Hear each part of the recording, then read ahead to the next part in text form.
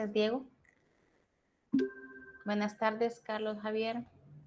Gracias, José Carlos.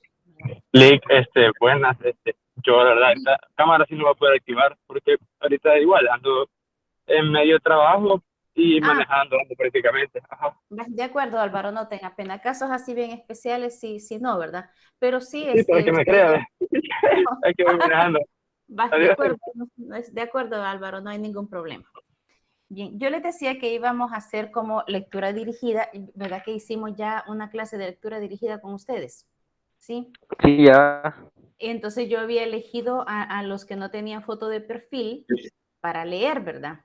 Y de todos, bueno, pues creo que a Álvaro lo perdonamos porque anda trabajando, pero tampoco me he querido poner Diego Alexander. Entonces vamos, Alexander, vamos a comenzar a leer la cuestión de los universales. Vamos parando, ¿verdad? Diego, ¿estamos por ahí? ¿Cuál de los dos? Sí, es que tengo Diego Armando y Diego Alexander. Entonces yo a ustedes lo estoy buscando, Diego Alexander.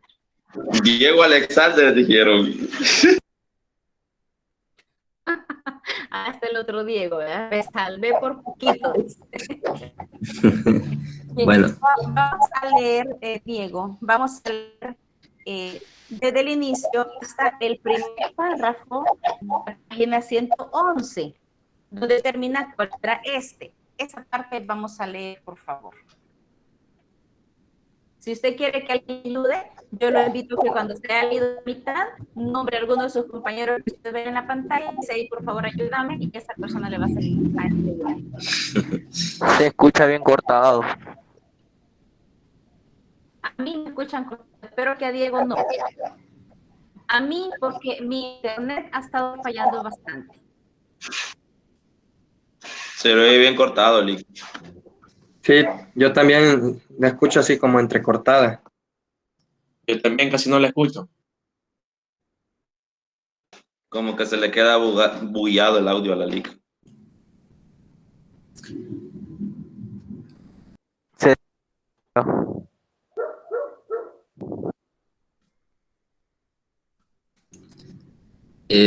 Solo me podría repetir en qué párrafo me dijo. Ahorita voy.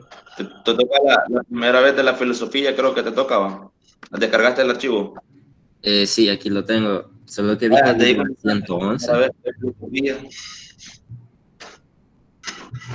Ok.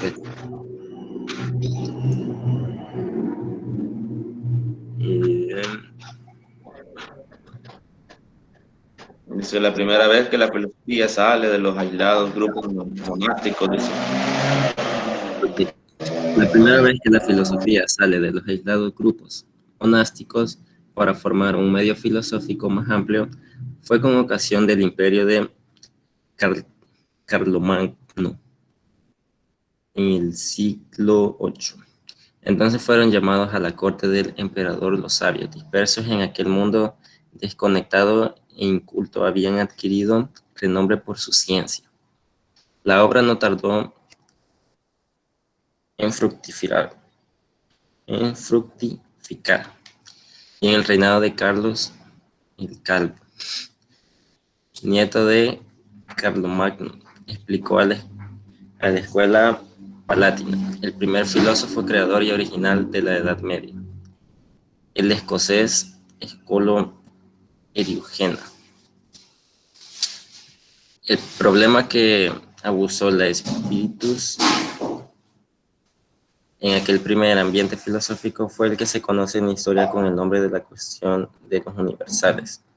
En un libro de Porfirio, discípulo de Plotino, que era una de las pocas obras antiguas que se manejaban entonces porque había sido vertida al latín por Boecio.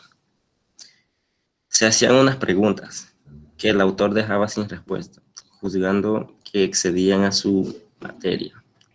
¿Existen realmente las especies universales, el hombre, el caballo, o son puras ficciones de la mente?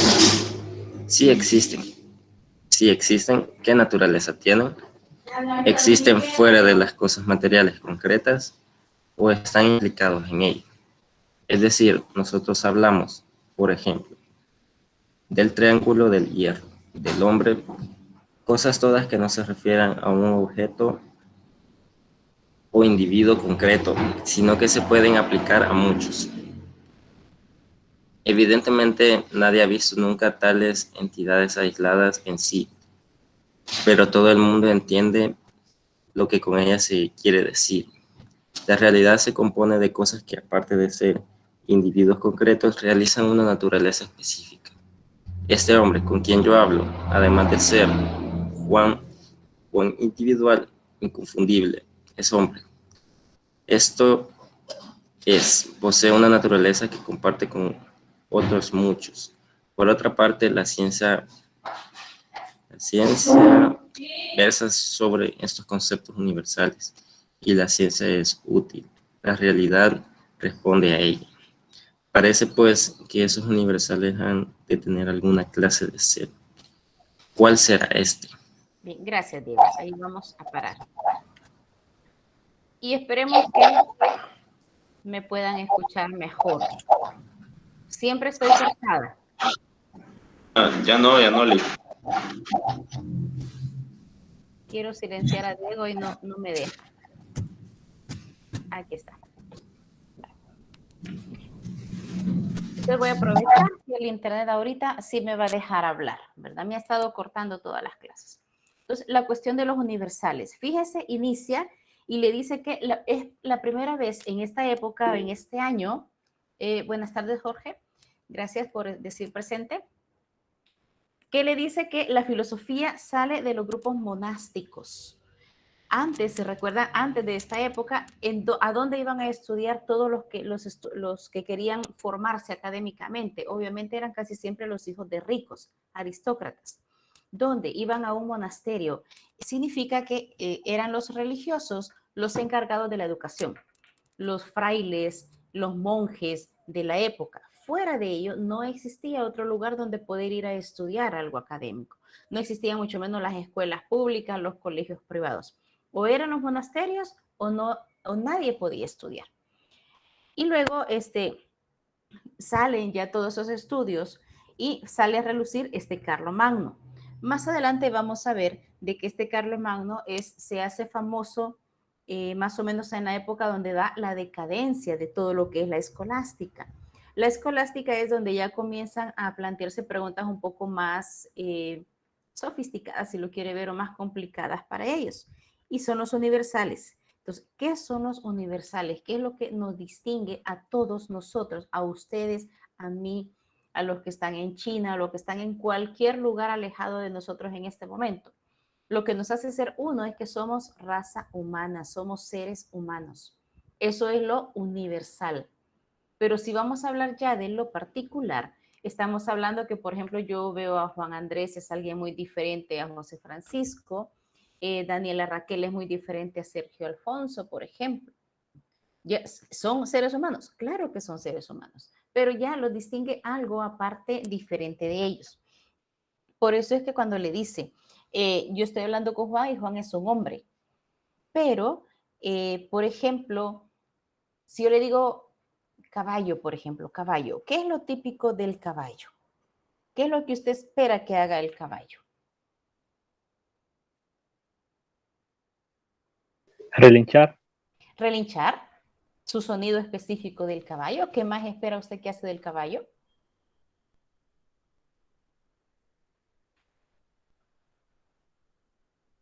Nada más. Los demás no conocen los universales. Que esté corriendo o caminando en su hábitat. Exacto, que está corriendo o caminando en su hábitat. Si yo les dijera, fíjense que por aquí me aparece que tenemos un estudiante nuevo y es un caballo. Y un caballo me aparece con sus lentes y su lapicero que está listo a poner atención en esta clase justo de filosofía. Usted diría, eso es imposible, eso jamás. Yo podría sentar a un caballo y le puedo tomar la foto y lo pongo que está ahí, descrito o como se los acabo de poner. Pero usted va a decir, el caballo no va a poner atención, el caballo no va a entender. ¿Por qué? Porque lo normal es que relinche, que salte, que corra, que coma pasto, ¿verdad? No me va a pedir, por ejemplo, un filet mignon para almuerzo. Él me va a pedir zacate, lo que ellos propiamente. Entonces, eso es lo natural, ¿verdad? Pero si usted conoce a alguien que es dueño de caballos, o yo los veo, por ejemplo, en algunos desfiles, hay caballos que les enseñan, por ejemplo, a caminar de una manera un poco más elegante, ¿verdad? Hay otros caballos que hasta bailan, ¿sí? Y eso es lo que podría ser la diferencia entre un caballo que solo lo utilizan en una hacienda para trabajar. Entonces, ese dueño de ese caballo, de esa hacienda, diría, no, es que mi caballo no puede bailar, no puede danzar o marchar como le han enseñado a los otros, pero mi caballo es trabajador, es fuerte. Y el otro va a decir, no, es que el mío es más piqui, diríamos. El mío camina, el mío marcha, el mío es elegante. Pero esa es lo individual de cada uno de ellos. Entonces, lo universal es caballo. Entonces, de eso específicamente vamos a hablar, ¿verdad? No me adelanto porque aquí le dice, bueno, entonces, ¿cuál es este? Justo es lo que vamos a continuar leyendo. En la página 112 hasta el primer párrafo de la 112. Vamos a ir por pausas. Quiero descubrir quién más no me ha querido poner foto de perfil y lo vamos a poner a que nos ayude a leer. Fernando Ulises. En la cuestión que late en el fondo de estas preguntas puede reconocerse fácilmente el eterno y fundamental problema que movió a los hombres a filosofar, la oposición entre el mundo de los sentidos y el mundo de la razón. Los primeros filósofos griegos partían de la experiencia racional y se admiraban ante el cambio constante de las cosas individuales.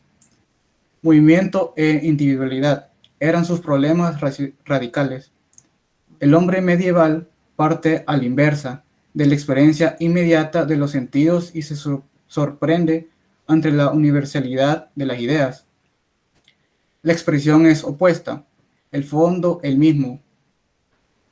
No se trata, sin embargo, de un mero recomenzar la labor filosófica arruinada por la disolución violenta del mundo antiguo, sino más bien de prolongar desde un plano diferente. La experiencia fundamental de la fe cristiana orientará.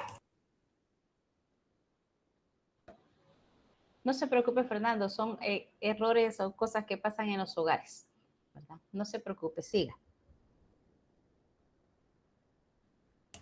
Aunque pase otro, solo que pase la voy. Vale, de acuerdo. Veamos quién quiere ayudarle.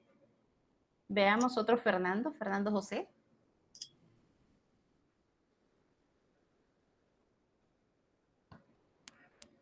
Fernando José está. ¿Dónde está? Fernando José. ¿Podría continuar leyendo, Fernando?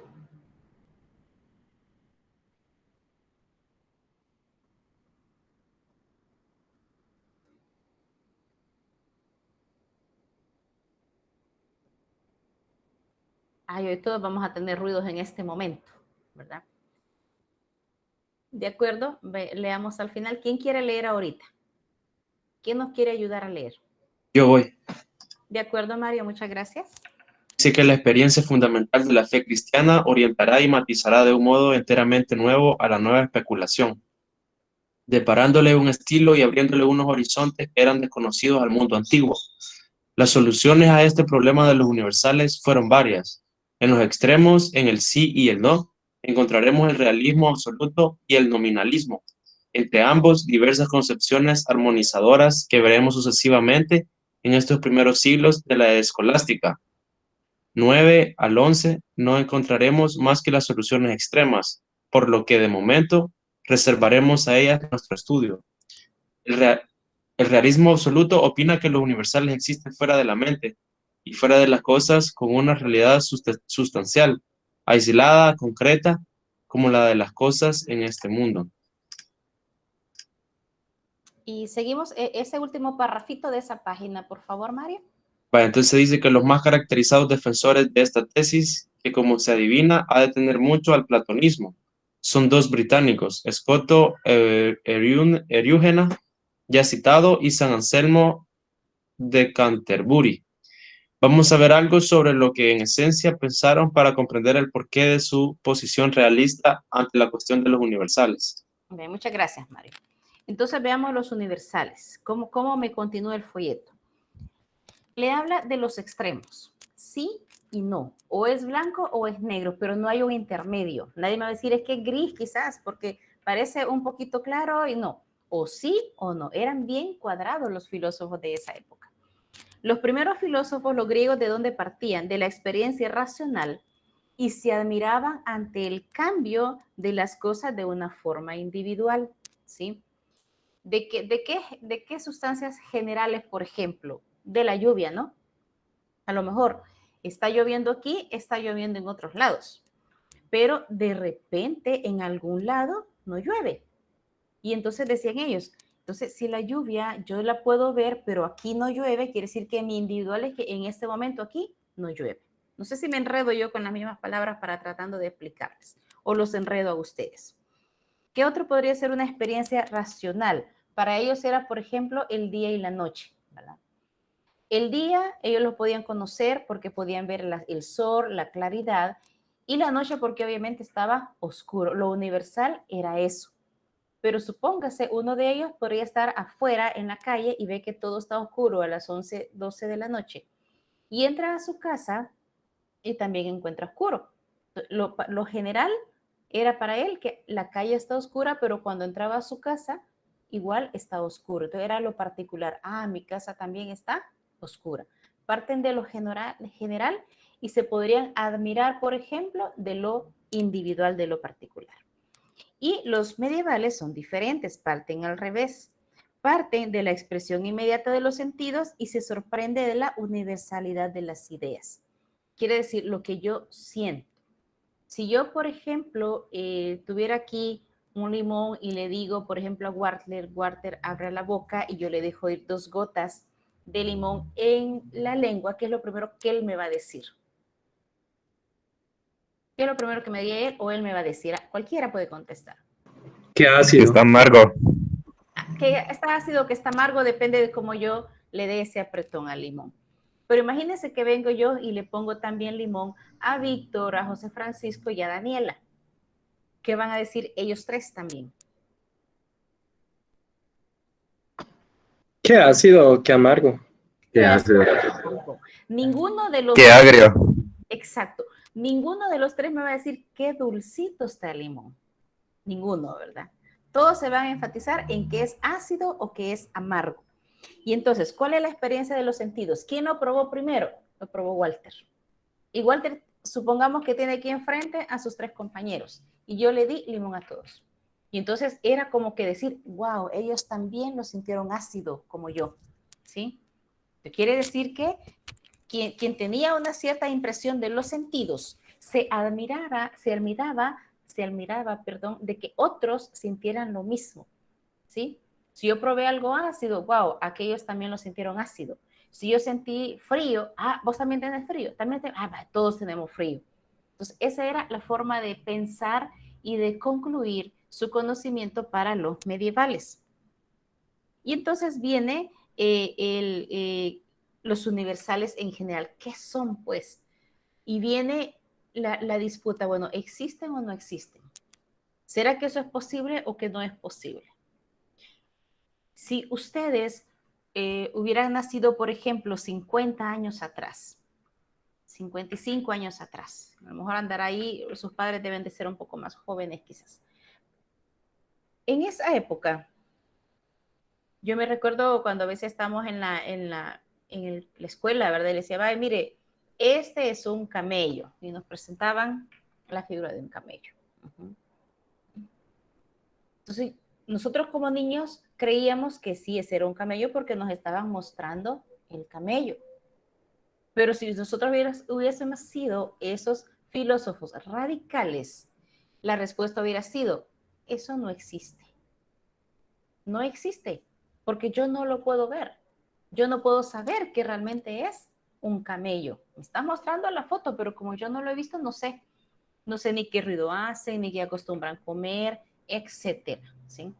Ahora, si yo les digo a ustedes, esto es un camello, A lo mejor alguno de ustedes hasta ya fue a un circo o a un zoológico donde ya lo pudo ver, ¿sí? ¿A qué voy esto? Que los universales para ellos era, bueno, ¿será que existen cosas fuera de mi mente? ¿Será que existe algo más allá de lo que yo puedo ver, de lo que yo puedo tocar, de lo que yo puedo experimentar? Los extremos eran, unos decían sí existe y otros decían no existe. ¿Quiénes eran los nominalistas? Ellos decían que los universales, los realistas primero, que los universales sí existen fuera de la mente. Yo no sé, imagínese usted, si alguno de ustedes tiene algún familiar que nunca haya visto frente a frente, de decir, de darle un abrazo, de escuchar su voz, pero así frente a frente, no a través de una cámara. Me imagino yo que como las familias a veces se hacen tan grandes, tenemos familiares, ¿no? Yo tengo sobrinos, tengo otros primos que yo jamás en mi vida he visto, ¿sí? Pero me decían, mira, este es tu primo, estos son tus sobrinos, o cuántos hijos tiene tal fulano, ay, cuántos sobrinos tengo. Si me voy con el realismo absoluto, yo diría, ah, sí, tengo sobrinos en el otro lado del mundo o tengo sobrinos en otro país aunque no he visto. ¿Verdad? Porque ellos creen en la posibilidad de que los universales sí existen. ¿Cómo fuera un sobrino mío niño, por ejemplo, de unos 15 años? Ah, bueno, me lo imaginaría como un joven de 15 años que yo puedo ver a mi alrededor, ¿sí? Entonces yo veo lo universal, asemejo lo que no conozco ante lo que conozco y pienso, ellos están. Ahora, si ya voy de una manera individual, cada uno va a ser diferente, ¿sí? No sé si me estoy dando a entender con este enredo de los universales, ¿sí? Sí, se entiende. ¿Se entiende? Vale, qué bien, me alegra. Porque es uno de los temas que al menos cuando yo lo he dado casi siempre me han dicho, desde que la doy, no, es que este tema es un poco árido, sí es un poco confuso. Por eso a los filósofos, cuando alguien está filosofando, le dicen que es un poco loco porque está hablando demasiado elevado. Eran bien enredados. Entonces, nosotros hoy ya sabemos que pueden existir muchas cosas. ¿Verdad? Por ejemplo, yo le digo el animal culebra. Usted en su mente ya tiene la forma de una culebra. Ya sabe cómo es, ya sabe cómo se arrastra, ya sabe qué peligros podría representar una u otra culebra. Pero si voy a lo individual, alguien que conocedor me va a decir qué tipo de culebra hay, cómo se llaman, cuáles podrían ser venenosas, cuáles podrían no representar un peligro para nosotros. Entonces, no necesitamos nosotros detener las cosas frente a nosotros para saber que existen, ¿sí? En países, por ejemplo, sumamente grandes, que no tienen costa, que no tienen playa, habrá personas que toda su vida jamás conocen el mar. Pero hoy si usted les pregunta, ¿sabe que existe el mar? Sí, porque lo he visto en fotos, porque lo he visto en películas, lo he visto en la televisión, donde sea, lo ha visto, ¿verdad? Pero ya sabe que hay un universal, que las cosas pueden existir más allá de mi mente. No solo, mi mundo no se puede reducir a solo lo que me rodea y yo puedo tocar y sentir. Eso es lo que me decían. Si no hay comentarios o preguntas, seguimos. Seguimos. Hay 46. ¿Quieren que siga descubriendo? Espérenme, me han puesto un comentario, una pregunta. La voy a leer.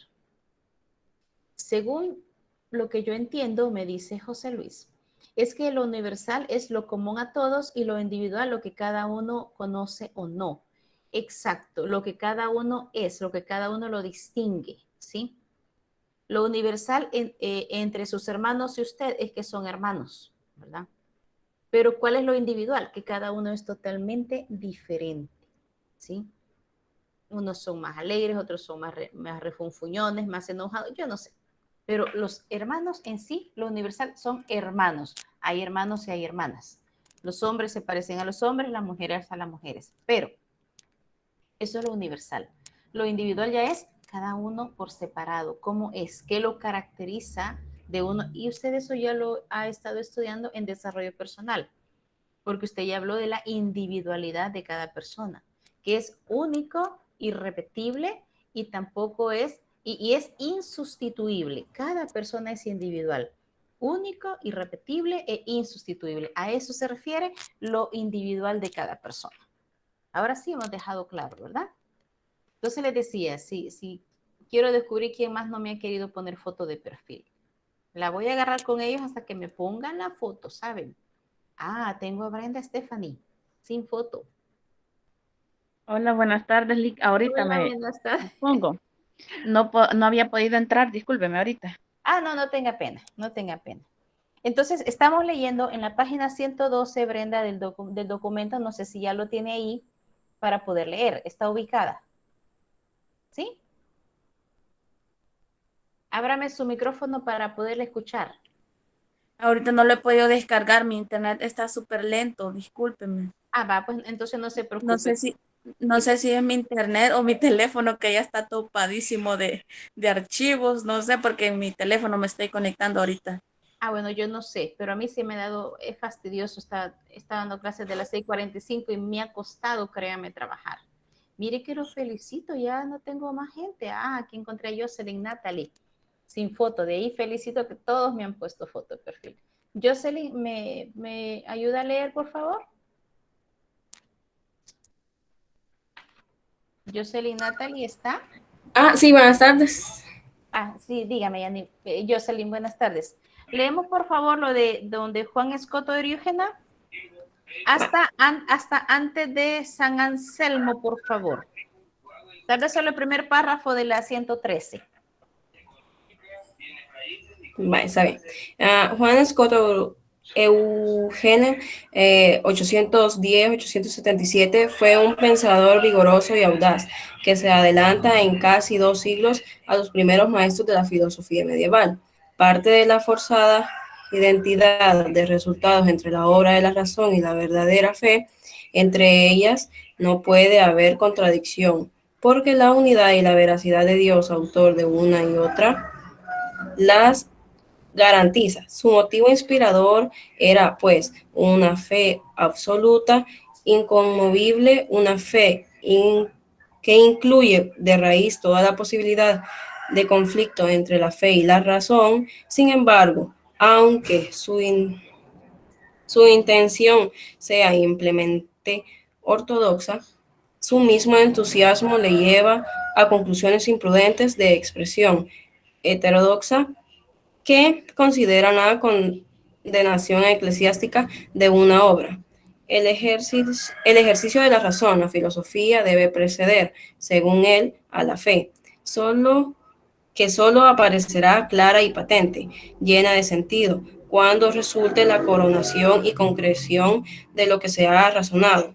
Aún más, si llegase a surgir conflicto entre razón y autoridad, debe honradamente anteponerse la razón, porque la autoridad procede de la razón y no está de aquella. Escoto abriga la íntima convicción, basada en una fe total, de que el recto uso de la razón acabará, aún a través de contradicciones aparentes, por coincidir con el verdadero y esencial contenido de la fe. Sobre estas bases metódicas pasa a construir una teoría del universo que recuerda mucho a las causaciones cósmicas del Platino. Escoto supone que esta concepción, elaborada racionalmente, debe identificarse como el conocimiento, como el contenido de la fe, o más bien ser su misma excepción. La creación es, según él, un proceso en el que se distinguen 4 etapas. La primera, naturams et non naturata, la naturaleza creadora y no creada. No lea lo latín, lea lo que está entre paréntesis, que es lo que es en español. Ah, ok, está bien. Y no creada, que Dios. Ser primero y causa de cuanto existe. Segunda, creada y creadora, que es el mundo de las ideas arqueotipos de los que Dios creó a las cosas y que son coeternas con él. Tercero, creada por no creadora. Esto es las criaturas de este mundo, finitas y concretas, que reciben su ser de las ideas divinas y no crean ulterior realidad. Y cuarta, ni creada ni creadora, que es el mismo Dios en cuanto fin y elevador proveniente de todo lo que existe. Bien, gracias, Jocelyn, le agradezco. Entonces, fíjese, me habla de este escoto eriúgena y él, ¿de qué parte él, primero, él parte de razón? Dice que todos los conocimientos se van a la raíz de la razón. Todo lo tenemos que deducir y me va a parecer claro y patente cuando, en un solo sentido, cuando yo lo he analizado. Quiere decir que para él, todo para conocer y aprender las cosas, yo las tengo que razonar. Yo no sé si usted en algún momento cuando aprendió a leer, usted le hacía preguntas a su profesor o a su papá o su mamá, a quien le ayudaba a repasar las lecciones de lectura en su casa. A mí, uno de mis hijos, el mayor, creo que me ponía en un jaque cuando me decía, mira, mamá, ¿y si la H es muda? ¿Por qué me la tengo que aprender? Y si la H es muda y no suena, ¿por qué tengo que escribir las palabras con H? Entonces, como que de repente había un razonamiento en el niño. Como puede haber otro razonamiento en otros niños o en ustedes ya hay un razonamiento. Entonces, el por qué. Entonces, él me habla de la razón. Por eso es que entra en conflicto, dice él, lo que es la fe y la razón. ¿Por qué? Porque por fe somos más dóciles y creemos en todo o en casi todo. Pero cuando es de demostración, cuando pedimos la razón, ya somos un poco más renuentes, ¿verdad? Y entonces, dentro de la razón, Escoto Eriúgena es famoso, por decirlo así, porque es como el primero, por decirlo así, que trata de dar una explicación razonable de la creación. Y le dice que eso se lo da para él en 4 fases o en 4 etapas. A la primera le llama naturaleza creada y no, naturaleza creadora, perdón, y no creada. Y se refiere al mismo Dios. Dios es todopoderoso.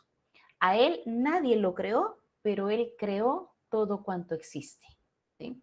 Si alguien dice, bueno, ¿y entonces Dios de dónde viene? ¿Será que hay un mundo de este Dios que era de un mundo de dioses, donde todos eran dioses, se peleó a lo mejor en su planeta y se vino aquí y vino a dominarnos a nosotros? Esas serían cosas que mucha gente las piensa, ¿verdad?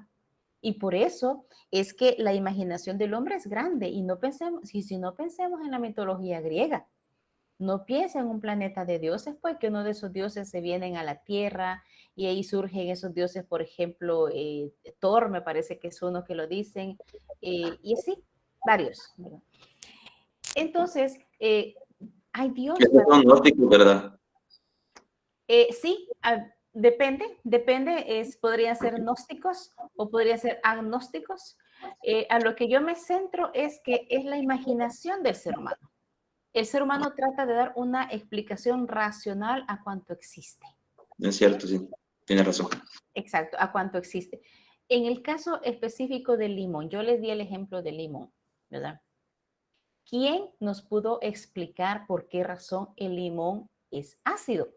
Bueno, hasta hoy creo que en lo largo de la historia quien nos pudo dar la respuesta son los químicos, ¿verdad? Es que mire, el limón tiene este componente y el otro, ¿verdad? Y cuando hablamos, por ejemplo, de ácido acetil salicílico, no es lo mismo que hablar de vitamina C. Las dos son ácidas, pero son totalmente diferentes. Porque alguien dice, ay, me pongo el limón, me estoy tomando vitamina C. Está tomando las dos cosas. El ácido acetil salicílico y la vitamina C. Entonces, ¿quién me explicó de forma racional eso? Los científicos, los que ya se metieron a ver eso. Entonces, vea, cosas así que al ser humano le interesan, ¿quién se ha encargado de darles una respuesta? Los científicos o los especialistas que ahora ya tienen las herramientas y la tecnología y lo necesario para dar una explicación. En esta época no tenían. Entonces, en esta época se limitaban a decir esto sí existe, esto no existe, punto. Porque no había quien ahondara más allá en cómo poder dar las respuestas. Y entonces me dice, bueno, Dios, y hasta ahorita, ustedes y yo, somos cristianos todos, sabemos que Dios es omnipotente, es más sabio y nadie lo creó a Él, pero Él creó todo cuanto existe. Esa es la primera fase con esto.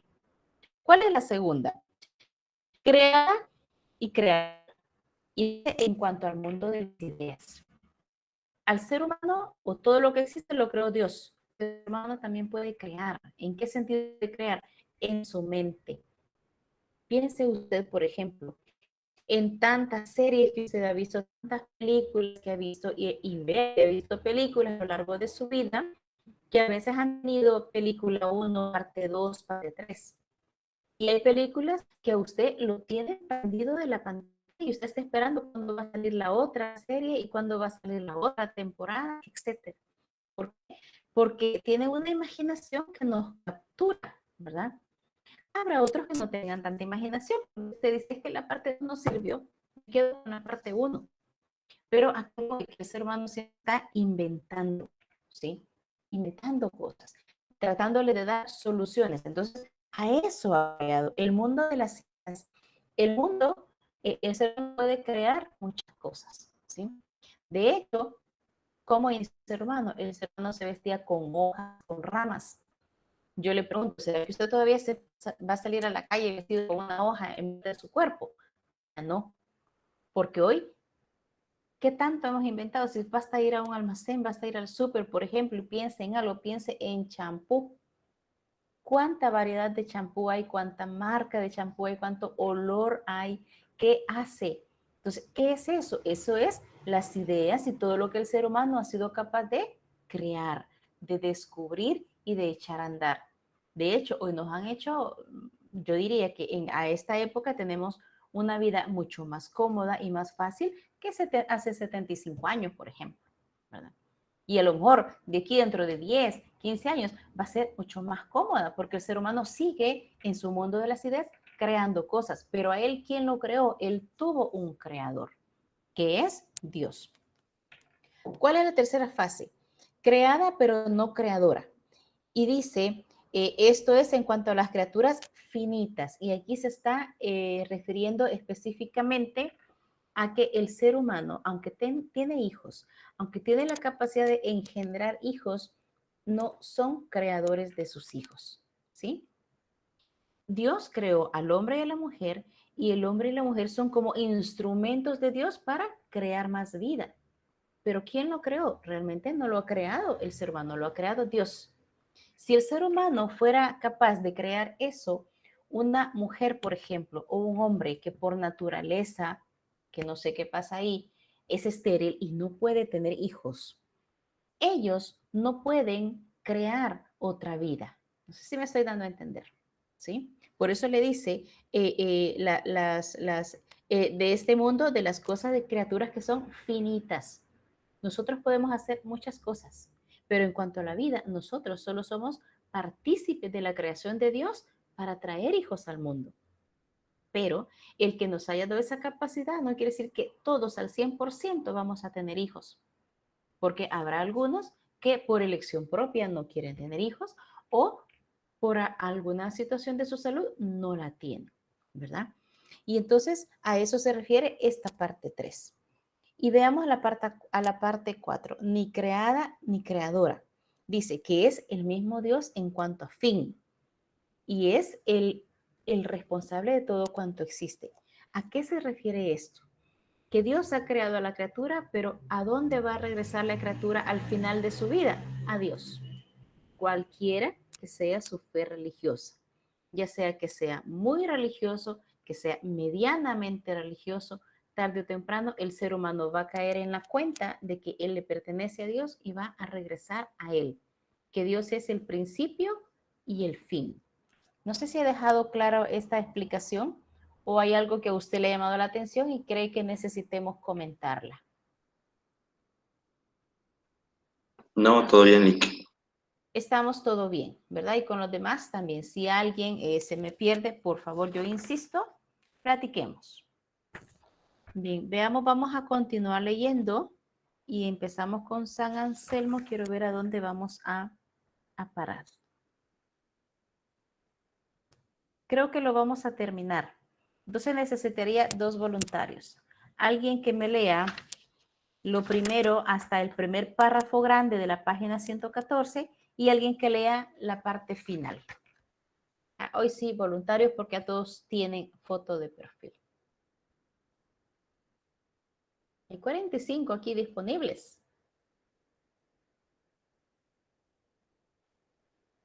Yo lo pudiera leer, pero se van a aburrir de escuchar solo mi voz. Todo el ciclo me van a escuchar más a mí. Yo quiero escuchar sus voces. ¿José Carlos se anima? Sí, yo lo leo. Gracias, José Carlos, lo escuchamos. Va. Puede verse como esta versión cristiana del platonismo, mucho más literal que la de San Agustín. Exige una solución realista del problema de los universales, las ideas del hombre, el caballo, la justicia. Tiene una realidad fuera de la mente como primer estado del ser, verbo o palabra de Dios.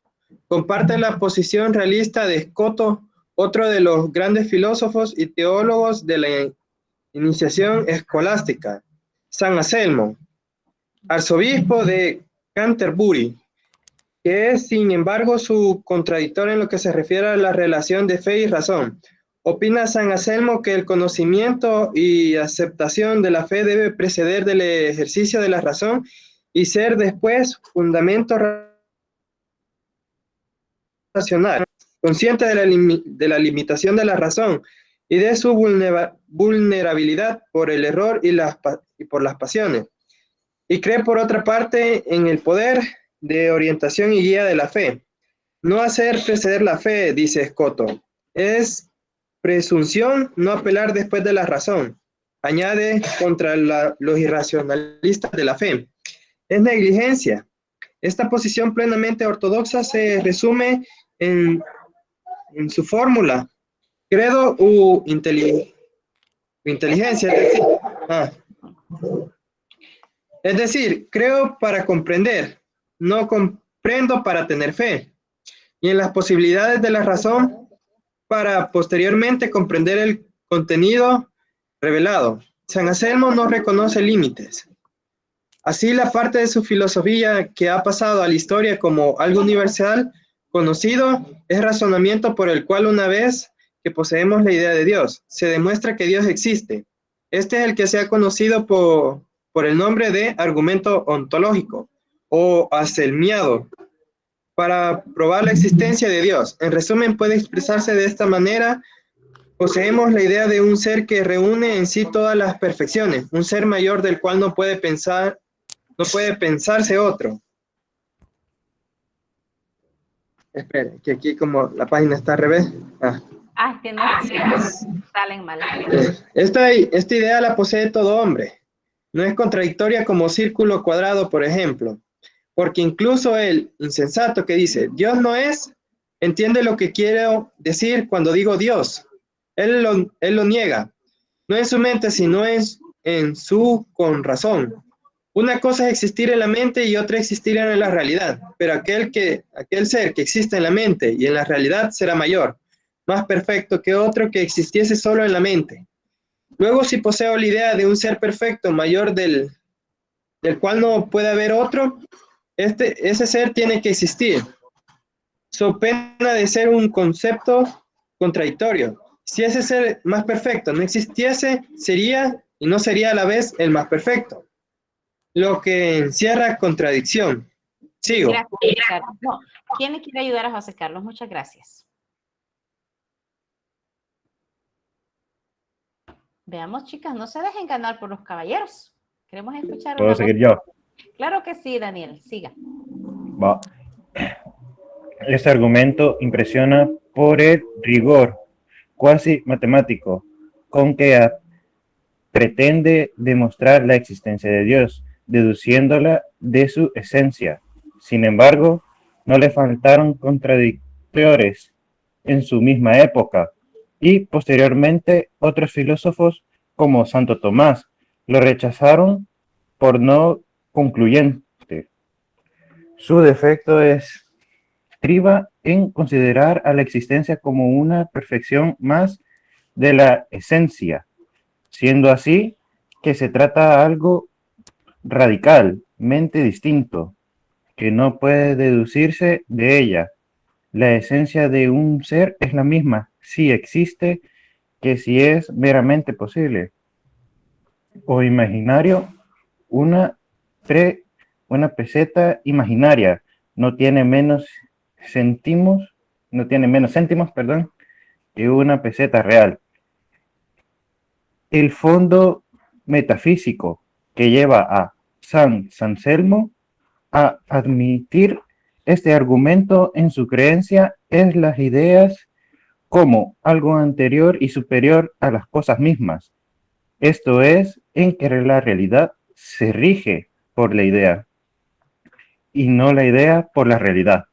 O, en otras palabras, surrealismo absoluto ante la cuestión de los universales que nace de la influencia platónica sobre toda esta primera y más antigua escolástica. En el extremo opuesto al realismo absoluto se registra en esta época otra posición que se llama nominalismo. Según ella, los universales no solo no existen con una existencia sustancial y separada, sino que no existen de ninguna manera. Los conceptos que nuestra mente forja no corresponde a nada real, no solo simples nombres. De aquí el título de la escuela. Flatus voces, palabras vacías, con que designamos a un conjunto de cosas que se asemejan entre sí o que son fácilmente relacionables, del mismo modo que los astrónomos, ponen nombres a las constelaciones sin que ello quiera decir que aquel conjunto de estrellas forme ninguna clase de unidad. Así nosotros aplicamos nombres colectivos que no tienen más valor que la comodidad y brevedad. En la designación se cita como principal representante del nominalismo o Roselino, cañonigo de Compiègne, que vivió también en el siglo XI, aunque de él apenas se conserva escrito alguno. Bien, gracias. El fondo. Gracias, Daniel. ¿Quién le quiere ayudar a Daniel? Bien, entonces yo voy a elegir, ¿verdad? Veamos, Denise, Yulisa, ¿me hace el favor? Gracias, Daniel. El fondo implícito en esta teoría es el empirismo escéptico, es decir, la concepción que no acepta otra realidad que la concreta. Singular, aquella es perceptible por los sentimientos. El hombre, según ella, forja sistemas explicativos de la realidad, en los que a menudo se excede, creando principios y entidades cuya admisión es muy difícil. Así, para el realista de tipo platónico, la humanidad, el hombre en sí, existe en un mundo superior y diferente. Para el empirista escéptico, en cambio, no existe más que los hombres concretos de carne y hueso. La crítica escéptica ha servido a lo largo de la historia como válvula de escape para el pensamiento cuando éste se hallaba cargado metafísicamente y exigía una renovación. Su obra de moderada ha sido causa y acicate en muchas ocasiones para la aparición de estos grandes movimientos fisiológicos.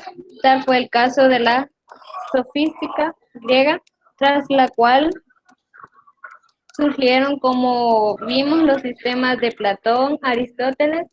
Tal es ahora el nominalismo, tras el cual se engendrará el esplendor de la escolástica de los siglos 12 y 13.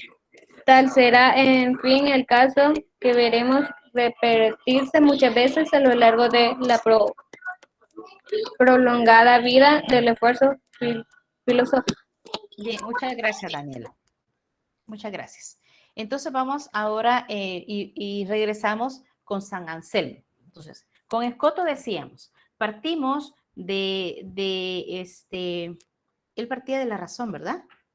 Sí, él partía de la razón para poder creer en lo que existía. Entonces viene San Anselmo y es como la contraparte. Para San Anselmo todo lo debemos de creer por fe. Primero es la fe y hasta después voy a entender todo racionalmente. Entonces ahí viene la contradicción. Hoy diríamos nosotros, hay cosas que yo las creo por fe y hay otras cosas que las creo por la razón. ¿Por qué creo en Dios, por ejemplo? ¿Por qué nos enseñaron a creer en Dios si nunca lo hemos visto? Por fe. Pero ¿por qué creo, por ejemplo, yo en la amistad? Porque tengo amigos, porque he tenido experiencia de ellos. ¿Por qué algunos no son amigos? Bueno, porque me han fallado. Entonces, eso quiere decir que la amistad sí existe, aunque hay algunos que no practican la amistad como debe de ser. Y entonces, por eso es que San Anselmo dice, creo para comprender, no comprendo para tener fe. Y es ahí la contradicción. Escoto decía, yo tengo que comprender las cosas para poder creerlas. Y Anselmo decía, no, yo creo en las cosas, primero las creo para poder comprenderlas. Es allí la contradicción de ellos. Y me habla de ahí, ¿verdad? Que Dios existe. Este es el que ha conocido por el nombre de argumento ontológico o anselmiano. San Anselmo me habla de la fe. A Dios lo conocemos por fe, no porque lo hemos visto. ¿Que hemos tenido experiencias con Él, de su presencia? Claro que sí, cada uno ha vivido algunas de ellas, pero que lo hemos visto, que le hemos dado la mano para saludar, lo que nos ha hecho así, no, eso no lo podemos decir. Eso es nada más por fe. Y aquí viene un poco el juego de palabras. Una cosa es existir en la mente y otra existir en la realidad. Pero aquel que existe en la mente y en la realidad será un poco mayor. Por ejemplo, yo le diría a alguien, o les hago una pregunta a ustedes, y solo me dicen con el rostro sí o no. ¿Tienen ustedes un billete de $100 en su bolsa ahorita? No. ¿Creen que existe el billete de $100? Sí, ¿verdad? Entonces, fíjese. El que usted no lo tenga ahorita físicamente en su bolsa no quiere decir que no existe el billete de $100. Allí estaríamos hablando, el que exista en su mente y exista en la realidad, esto quiere decir que sí le damos existencia. O alguien va a decir, es que el dinero no existe. ¿Y por qué sí que no existe? Es que yo veo mis bolsas, las vacío y no tengo nada, ¿verdad? El dinero no existe porque yo no tengo dinero en cartera. Entonces, así se expresaban los filósofos antes, ¿verdad? Yo podría decir, y así le puedo preguntar de otras cosas. ¿Existe un sorbete? Le digo hasta ahorita. Algunos mire el sorbete, porque yo ahorita aquí no tengo ningún sorbete, ¿verdad? Pero yo a ustedes les digo, sí, licenciada, mire, existe el de vainilla, existe, y me menciona todos los sabores que ha inventado el ser humano. Sí existe, sí, pero no se lo estoy, yo no veo que esté comiendo algo que parezca un sorbete, según como me han definido. Entonces, a eso venías. Bueno, o existe en mi mente, o solo existe en mi mente, o solo existe en mi mente y en la realidad. Es más rica, dicen los filósofos, la existencia cuando es en la mente y en la realidad, no solo en mi mente. Por ejemplo, ¿ustedes creen o creyeron en la historia y cómo se desarrolla el cuento de la Caperucita Roja? ¿Verdad que sí? Ay, era Caperucita Roja. Alguien va a decir, sí, era una niña que se pasó el bosque porque iba a llevarle comida a su abuela y le salió el lobo. ¿Verdad? Y nosotros creíamos en esa historia. Pero en esa historia, ¿en dónde existe? Nada más en la mente de quien escribió y en la mente nuestra porque ya nos contaron el cuento. ¿Sí? Si yo les digo quién es, por ejemplo, Peter Pan o, por ejemplo, quién es Robin Hood, usted me va a saber decir quiénes son ellos. Pero ellos son personajes del mundo de las ideas. Existen en su mente, en mí mente. Pero si ya yo vengo y le digo, por ejemplo, mire, Edu Vigente Somoza, la persona que le está dando a usted filosofía, ahorita usted, antes del 25, usted no me conocía. Yo existía solo en el mundo de su idea, porque usted me vio nada más en el video de presentación y por ahí le apareció un nombre que era la que le iba a dar su clase. Entonces, existe, pero tengo una baja idea de quién es. Ahora yo le pregunto, ¿conoce a la persona Edu Vigente Somoza que le está dando clases? O me va a decir, sí, porque ya la vi. Claro, no la estoy tocando porque la situación hoy no nos permite hacer eso. Usted va a decir, hoy sí ya conozco a esa persona. Antes solo tenía una idea. Y a lo mejor, si usted tiene amigos que ya llevan tiempo estudiando en la universidad, a lo mejor a algunos se le ocurrió, mira, y conoces a tal persona, es que me va a dar filosofía. Conoces a tal otra, me va a dar la otra materia. Y eso es a lo que nosotros nos regimos cuando las personas, llamémosle filosóficamente, solo existen en mi mente. Me han dicho que me da la materia, o yo, para cuando yo hice con ustedes, para mí solo era un número de estudiantes y una lista de nombres cuando yo los matriculé en el aula virtual. Ahora yo decía, existen, pero solo veo nombres. Yo no sé cómo son. Ahora sí puedo decir, hoy sí ya tuve contacto con mis estudiantes. Yo ya vi este nombre en el listado. Hoy ya he visto su rostro, me ha participado, me ha preguntado. Entonces, a eso se refiere, que la existencia, me dicen los filósofos de esa época, es más rica cuando la cosa, llamémosle así, ya sea persona, ya sea dinero, de lo que estemos hablando, existe no solo en la mente, sino también en la realidad. Ahora, el problema era de Dios. Bueno, entonces Dios existe o no existe, ¿verdad? No lo he visto, decían unos, no existe. Por fe nosotros decimos que sí existen. Y entonces, ¿en qué realidad nosotros hemos visto a Dios? En una u otra manera.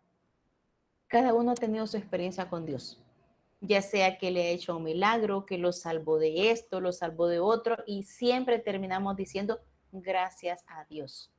Con el simple hecho que alguien vaya conduciendo, el que va adelante se pasa el alto y usted no ha llegado, usted dice gracias a Dios que no iba en ese momento, porque entonces me da a mí el que se pasó el alto. Entonces, las experiencias de Dios que una u otras personas han tenido han sido totalmente diferentes, para nadie es igual. Pero esa experiencia para nosotros ya es una realidad, entonces existe de una manera grande. ¿Cómo trataron de ellos de argumentar la presencia de Dios? Cuasi, la palabra cuasi significa casi, poquito, matemático. Trataron de enfrascar a Dios y tratar de deducir a Dios a una ecuación matemática y poder así dar la explicación de su existencia. Imposible. Ha habido muchos filósofos que se han preocupado por tratar de explicar la existencia de Dios, pero con algo tangible, algo que podamos nosotros ver. Dios no es alguien que matemáticamente, como usted dice, 2 por 2 es 4. No, no podemos definir a Dios así. Lo definimos mediante la experiencia que tenemos con Él. Y habla entonces de lo que existe. La esencia de un ser es la misma si existe que si es meramente posible o imaginario. Y vuelvo a ese billete de $100 que nosotros no tenemos. El hecho que usted no tenga ese billete en su bolsa, usted sabe que existe, ¿verdad? El problema es que no lo tengo ahorita en mi bolsa. Ahora mi pregunta es, o aquí le dice, ¿verdad? ¿Será que ese billete de $100 pierde valor porque usted no lo tiene en su bolsa? ¿Verdad que no? Lo tenga o no lo tenga, él va a valer $100. Y si alguien le dice, mira, te doy este billete de $100, anda, gástatelo ya. Le aseguro que usted comienza a hacer la lista. Me alcanza para esto, para otro. Nadie le va a decir, es que como no lo tenés todavía en tu bolsa, ese ha perdido valor, se ha devaluado porque no lo tenés. No. Ese es el ejemplo cuando le explica el de la peseta, porque como este es un libro español, se va a su moneda. Yo lo traigo a la moneda que nosotros usamos. $1, por ejemplo. Cuando las personas viajan en bus, ¿verdad? A veces las personas que viajan en bus saben cuánto vale el bus, ¿verdad? Si le falta un centavo, ¿será que el bus lo lleva? ¿Será que el motorista lo lleva? Yo diría que no. que le dirían, mire, aquí le hace falta 1 centavo, bájese, no lo puedo llevar. No lo puedo llevar. Entonces, el dinero en sí no pierde valor, él no se devalúa, ya sea porque no lo tenga o porque sí lo tenga en mi bolsa. Entonces, esa sería la explicación cuando ese enredo, ¿verdad? Si existe o no existe, existe en mi mente o existe en la realidad, ¿verdad? Le habla incluso de los colectivos. Nosotros aplicamos los nombres colectivos, ¿sí? Cuando, por ejemplo, en las instituciones, ¿verdad? Si es mixta, por ejemplo, cuando son niños, a veces hacían fila, ¿verdad? Y decían, vaya, en esta, o va una piñata, eso todavía creo que se aplicaba. Hoy ya tenemos 1 año que has de no saber nada de ese tipo de celebraciones. Pero yo me recuerdo que cuando en la piñata casi siempre se acostumbra o se acostumbraba a repartir la famosa bolsita, ¿verdad? Que traían el juguetito para el niño, el juguetito para la niña y los dulces y qué cositas más les ponen. Entonces decía, vale, por favor, aquí quiero una fila de los niños y aquí una fila de las niñas. ¿Verdad que cada uno ya sabía a dónde se iba a ir a meter? Sí. Yo soy niña, me iba a la fila de las niñas y los niños se iban a la fila de los niños. ¿Qué son esos? Son nombres colectivos. Quiero fila de niños, fila de niñas, ¿sí? Cuando estábamos en la universidad en presenciales, a veces se nos ocurría a los docentes de filosofía, por ejemplo, los docentes de ética social, hacer como presentaciones de los trabajos nuestros, de nuestros estudiantes. Y entonces, aunque todos eran alumnos de filosofía, no todos no estaban revueltos. Siempre tenían su rotolito. Filosofía, sección F, filosofía, sección H. Entonces, ¿qué era lo colectivo? Todos son de filosofía. ¿Qué era lo individual o lo más concreto? Ah, no, que ellos son de esta sección, de la otra sección y de la otra sección.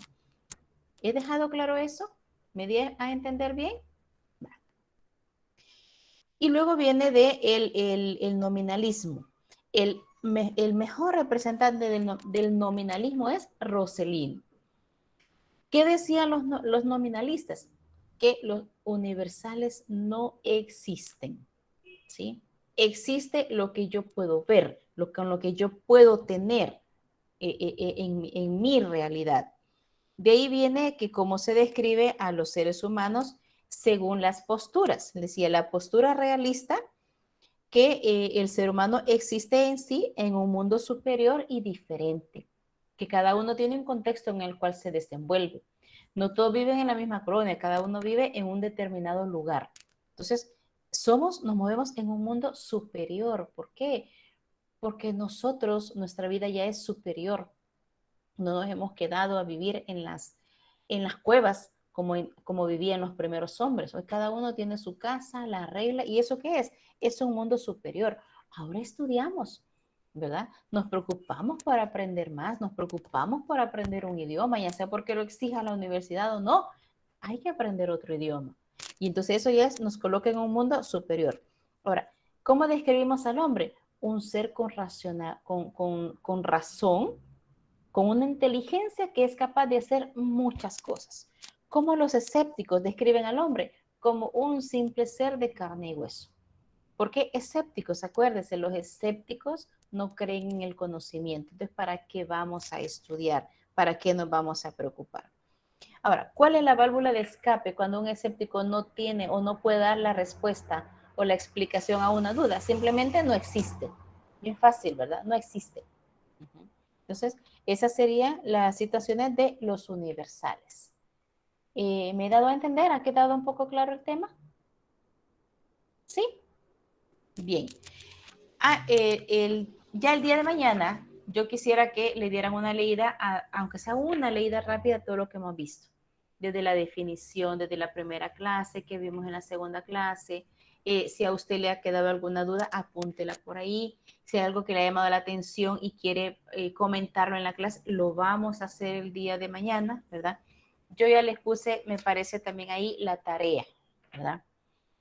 Dudas generales de cómo es la tarea tienen. Ese sí es el momento para poder preguntar. Yo ahí les he puesto ahí que es de grupos. No me recuerdo cuántos integrantes les puse a ustedes, pero he sido clara ahí en ponerles que no quiero trabajos individuales. Los grupos pueden ser de 3 o no sé si hasta 5 les puse a ustedes, no me recuerdo. Pero mínimo 3, pero nadie individual. Los estoy obligando a que se conozcan. Tienen el grupo de participantes ahí, la lista de participantes de la materia. Dele clic a participantes, usted puede elegir a cualquiera y mandarle un mensaje. Yo no tengo grupo, no conozco a nadie, ¿verdad? Me puedes conectar con un grupo, me puedes adoptar, por ejemplo. Porque aunque no estemos en forma presencial, tenemos que relacionarnos, ¿verdad? Va que usted también da desarrollo personal. Sí, pero ya le digo qué secciones son. Tengo la sección B de ingeniería y la sección C. Las dos son de ingeniería. De arquitectura son las dos. ¿Por qué, Diego? Dígame. No. Es que mire, yo le quería preguntarle que por qué no hacemos mejor un grupo de WhatsApp y así nos podemos comunicar entre todos. Se nos hace más fácil, digo yo. Le voy a decir, voy a responder algo, ¿va? ¿Alguien quiere aquí que lo adopten? Veamos quién quiere que lo adopten. Uy, se me fue. Hay tarea, sí, a usted no les estoy dando desarrollo personal yo, ¿verdad? ¿Verdad que no? No soy yo la que les está dando desarrollo personal, soy otra. Pues, a mí sí. En algunos sí, a mí también. A mí también me da desarrollo personal. Sí, a mí también. Bueno, usted nos ha dejado a nosotros, bueno, a mí que usted también me da desarrollo personal, en desarrollo personal nos ha dejado una tarea. No he puesto la de filosofía. En filosofía, pues no hay ninguna. Aquí no se encuentra. Pues ya se las voy a poner. Ya se las voy a poner. Porque igual, la técnica es la misma. Va a ser en grupos y lo que me van a hacer es un resumen de lo que vimos desde la primera clase hasta la cuestión de los universales. El resumen igual va a ir con sus palabras. Si usted quiere, le puede poner imágenes, pero esa ya es opción y creatividad de cada uno de ustedes. Va a ser en grupos de, tengo que ver cuántos son ustedes. Depende de eso, yo elijo si son de 4 o de 5, pero no individual. Pueden ser de 3 o de 5, de acuerdo a cómo yo se las ponga. Igual siempre van a tener como 6 días para poderlo entregar. Yo no había revisado y no me fijé que a ustedes no les había puesto, ¿verdad? Y entonces esa sería, alguien por aquí está, como ustedes no han hecho grupo, quien me acababa de escribir ahí que no tenía grupo y que lo adoptaran, no se preocupe, ya se van a empezar a adoptar todos porque como no he puesto en la indicación acá, ya se van a anotar. Entonces voy a poner que sea de grupos de 5 personas. Y si alguien me dice, mire, nosotros solo somos 3, ya no encontramos mal, hágala de 3, pero que esté entre 3 y 5. ¿Cuál es la idea? De que no me lleguen tantos trabajos, ¿verdad? Que no me lleguen tantos trabajos porque yo quiero darles una mejor atención. Y si yo los pongo en grupos, entonces me vienen a menos trabajos. Cuando yo me siento a calificar, entonces califico más rápido. Como es en grupo, solo un representante del grupo es el que va a subir el trabajo. No lo van a hacer todos. Lo que yo les pido es que me pongan el nombre completo de cómo está en la inscripción. Por ejemplo, aquí voy a agarrar de ejemplo. Tengo a Diego Alexander Carranza García. No me vaya a poner en el grupo allá que es Diego García, porque no lo voy a encontrar en el colector. Yo lo voy a encontrar como Carranza García, ¿verdad? Eso es. En cuanto al grupo de WhatsApp, yo no hago grupo de WhatsApp con todos. ¿Por qué? Porque se me satura la memoria del teléfono con tantos números, por un lado. ¿Cuál es el otro? Porque sábado en la noche me están escribiendo, domingo en la mañana me están escribiendo, se les olvida que es un grupo de trabajo. Como la universidad toda la vida nos ha prohibido a los docentes darles el número de teléfono a los estudiantes, yo he adoptado eso, ¿verdad? Antes usted llamaba a la universidad y quería preguntar mi número de teléfono, nadie se lo daba, porque no estaba prohibido. Incluso el tenerlos como amigos en las redes sociales, mientras son los alumnos, no, porque siempre debe de haber una sana distancia. Creo que el primer día de clase yo les dije a ustedes, yo quisiera unos 3 de ustedes que quisieran ser representantes de la materia. Con ellos yo sí iba a formar un grupo de WhatsApp para una invitación de última hora. Imagínense que hoy hubiésemos tenido clase y yo hubiese salido y me hubiera agarrado la tarde y andaba en la calle, por ejemplo, o me enfermo y no doy la clase. En este caso de emergencia es donde yo ocuparía el grupo de WhatsApp y decir, miren, por favor, avisen que no voy a clase porque estoy enferma o tuve una dificultad y no estoy en mi casa. Para eso. Porque de ahí todos los avisos y toda la comunicación es mediante el chat de Moodle o por el correo, ¿verdad? Solo si solicito que cuando me escriben el correo, siempre escríbame, mire, yo soy de filosofía ¿verdad? Para yo ubicarme en qué estoy, si no me voy a hacer chibola, ¿verdad?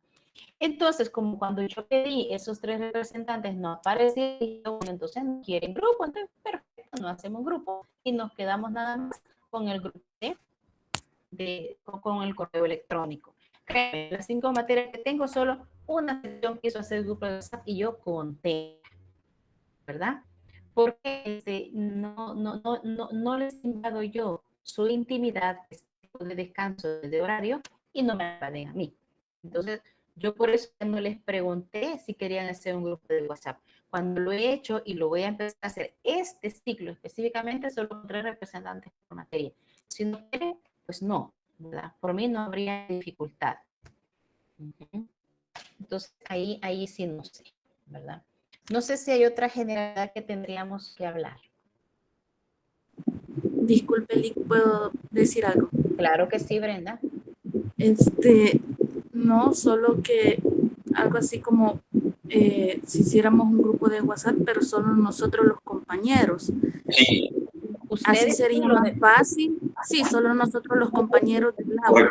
Así sería más fácil para cualquier trabajo que pase en el ciclo. No, usted que no tiene trabajo en grupo, sería más fácil hallar equipo que así como lo está planteando ahorita. Es un humilde comentario. No, bueno, fíjese que yo sé que todos los estudiantes, incluso hasta antes de la pandemia, siempre se unían y todos tenían su grupo de WhatsApp. Ustedes sí, lo ideal es que ustedes sí estén todos unidos en grupo de WhatsApp. ¿Por qué razón? Porque yo decía, por ejemplo, yo tengo el grupo de WhatsApp con esos 3 representantes y les digo, mire, me ha pasado algo y yo no voy a dar a clase hoy y les doy motivo, ¿verdad? Un accidente o cualquier cosa, ¿verdad? Entonces, o voy al tráfico, porque a veces yo necesito ir a atender otro negocio personal que tengo, entonces yo a veces me traslado de mi casa en el periodo de hora al lugar, pero imagínense que encuentro tráfico, yo podría decirles, mire, lleven tantos minutos para llegar al lugar e instalar, yo voy a dar la clase, pero un poquito tarde. Pues ahí sí me serviría a mí el grupo de WhatsApp, porque a esos 3 yo les aviso, viene uno de esos 3 y ya pone el aviso en el grupo de WhatsApp donde están todos ustedes y que la información llegó a todos. Entonces, en estos casos, para mí, créeme, sí sería súper útil, ¿verdad? De ahí, todo lo demás, pues, organizarse. La cosa es ver cómo nos unimos para salir adelante. Y se van conociendo también, porque van a tener más materia en la que ustedes van a estar cómodos, ¿verdad? Entonces, ¿qué pueden hacer? ¿Cómo se comunican? Ahí tienen el chat de Moodle, ¿verdad? Alguien diga, mire, mi nombre es Orlando tal, aquí está mi número de teléfono, tome la iniciativa alguno de ustedes, haga el grupo, hágase responsable de todos esos nombres, aunque no conozca, nombre a 4 que sean administradores y ya la hicieron, pues ya se organizaron y se comienzan a presentar. Y otra sugerencia, ponga foto de perfil, ¿verdad? De preferencia la suya, no la del Paquito, para que se conozcan. Dígame, Diego Armando, ¿qué dijo? Yo no le escuché. Entonces, estaría bueno entonces que hiciéramos el grupo entonces, ¿verdad? Yo se los aconsejo. Yo se los aconsejo. Entre ustedes deben de estar comunicados. Claro okay, entonces, no sé quién lo va a hacer entonces el grupo y comenzamos a mandar los números o el link para que se comiencen a agregar. Pónganse de acuerdo y los números los pueden mandar ahí al chat de Moodle. Que lo crea alguien y que pase el link del grupo. Fernando José Pérez se acaba de ofrecer de hacerlo, ¿verdad? O manden el link. Busquen a Fernando José, pónganse de acuerdo y ustedes armen el link, ¿verdad? O que mande el link ahorita y nos unimos todos. Vean. O quédense, mire, voy a terminar la grabación, ¿verdad? Voy a terminar la grabación y me voy a salir yo